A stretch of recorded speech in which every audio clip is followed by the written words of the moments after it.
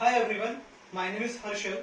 In this video, we are going to talk about parent to child communication in your particular Angular. So in Angular, we have a different type of component. So what is the mean by parent component? The component which is and what is the child component? So the component under which we create another component will be the child component, and under which we have created it is known as your parent component. So in many scenarios we have to communicate or pass the data between these two components, means from parent to child component. So there will be a very many much scenarios, like suppose I have done some operation on a data and I want to share this data with the child parent, and child component going to be used that particular data. So in that case I am going to use this parent to child communication.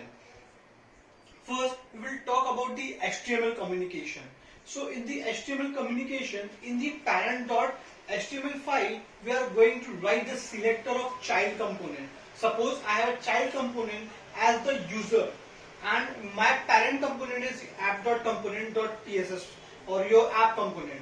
So in that particular case, in app.html file, I am going to write the selector for that particular user, which is my child component, as your angular bracket in which your app slash your user, and close with that I will close that particular tag.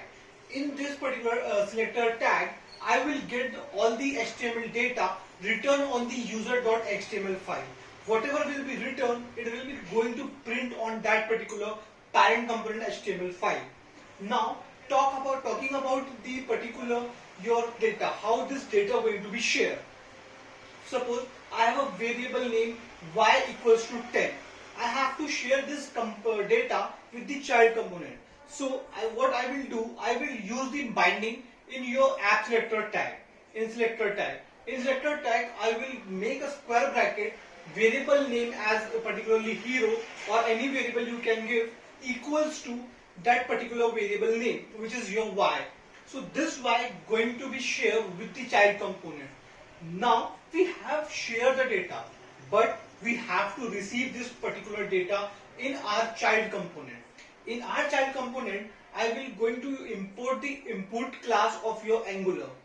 Then in your particular class, under the class, I will going to use the annotation as @input, then your particular parenthesis, then your variable name which we have taken in the HTML to bind, which is your hero. I am going to use, and then I am going to print or use this particular variable in the child component. So this is how the data shares. Now what if I have to share the object?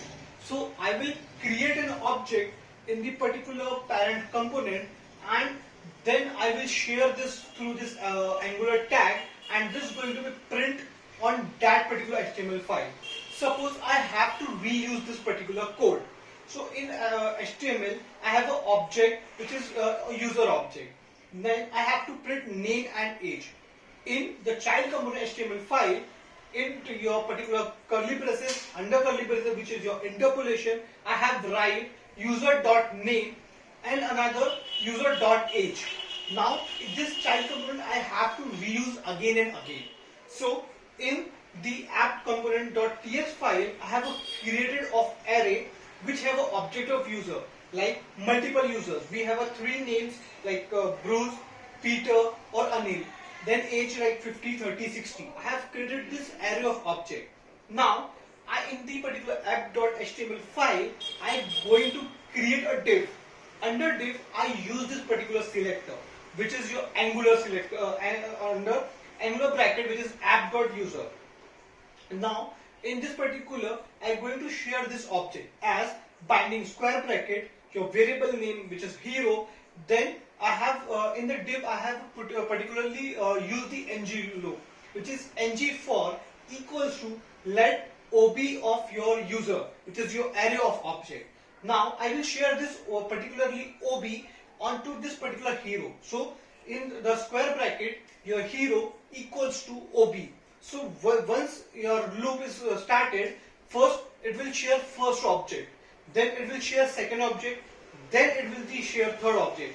Whatever the element in this particular array, it will share one by one. And this is going to be print on your child component one by one. So you will, in the end, you will get all three objects, and we are using this particular component again and again, which is best for the reusability and which saves our development time. So this is all about your parent to child communication in Angular. Thank you so much.